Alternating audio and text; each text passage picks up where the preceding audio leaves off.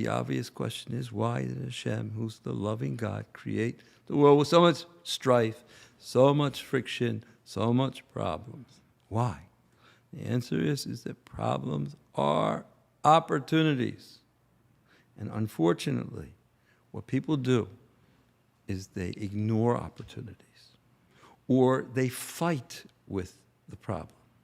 They lock horns with it, which is totally not Eastern, and they can literally ride a problem for the rest of their life, instead of having the proper attitude, which is to recognize, just like the strife pushes you to your soul, the problems will create for you an opportunity. And in the book, I talk about this idea, how one of the biggest problems was the golden calf. It's called the Chet Hegel. The Jewish people lost it. They really lost it. But Moshe didn't lose it. What did he do? Hashem says, leave me alone. I'll wipe them out and make you into a great nation. Moshe says, I didn't even start to daven. And he said, leave me alone. In the words in Hebrew is,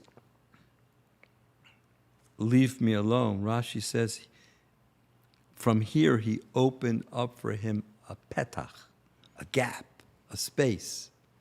This space is the vacuum of creation that opens us for every day a vacuum.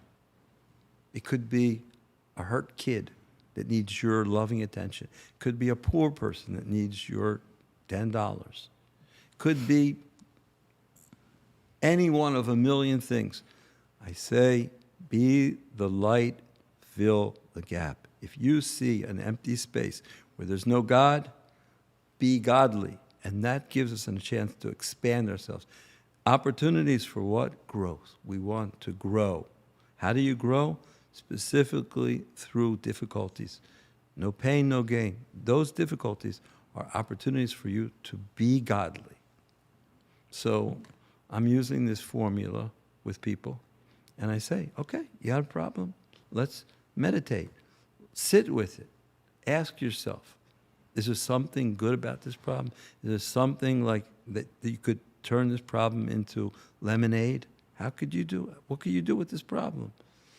Now, I mentioned to you, this is a crazy thing. What if you use this formula on a world level?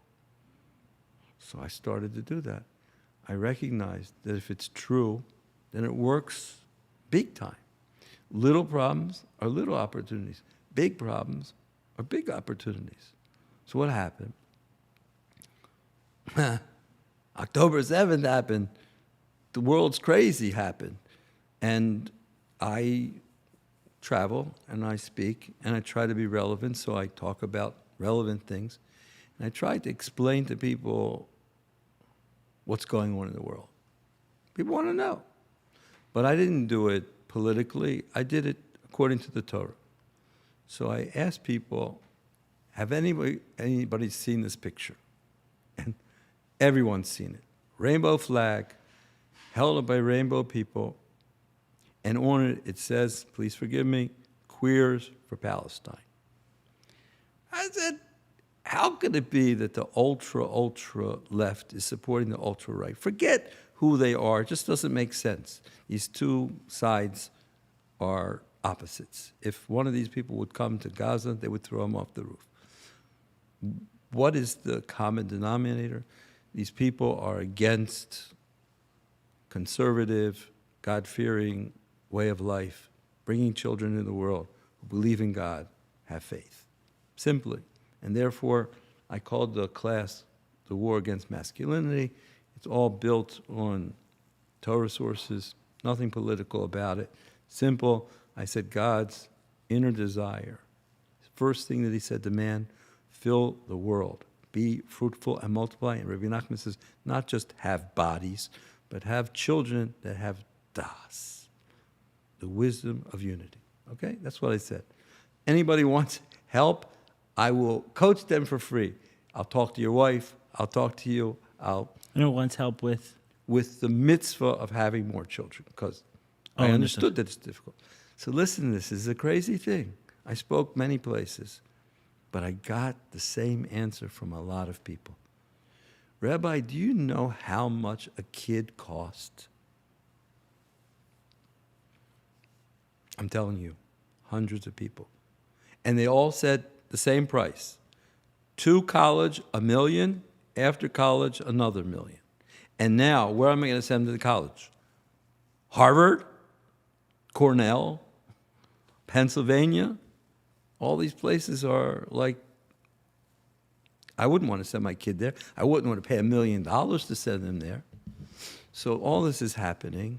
And on the same trip, I met, so I literally prayed to Hashem. I said, Hashem, this is a big problem. I am plugging into the subconscious of the Jewish world, and nobody wants to have kids. And that's what you want. This is a big problem. But Hashem, big problems are big opportunities. Help me understand what's going on. And Hashem literally introduced me to people. There, one person said to me that my business is degrees from, meaning online degrees. And he told me that he literally feels like he's saving a person from destruction. And it really made an impression on me. And then all of a sudden I came back to Israel, and one of my biggest supporters, who was busying himself with a little yeshiva, said, Rabbi, do you know anybody who does online degrees? Because I thought it would be a good idea to give the boys the option if they wanted.